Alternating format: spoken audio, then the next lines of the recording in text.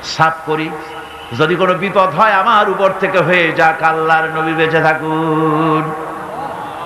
গুহার ভিতরে নেমে নিজ হাতে সবকিছু সাফ করে হুজুরকে সেখানে তিনি ডাকলেন।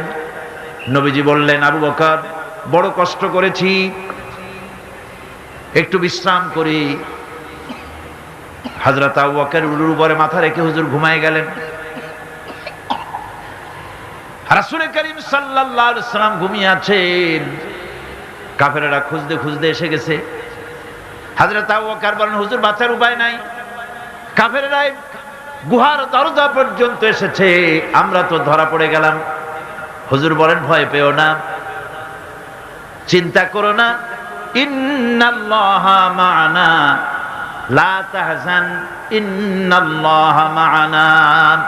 কোনো চিন্তা করো না, পেরেশান হয়ো না,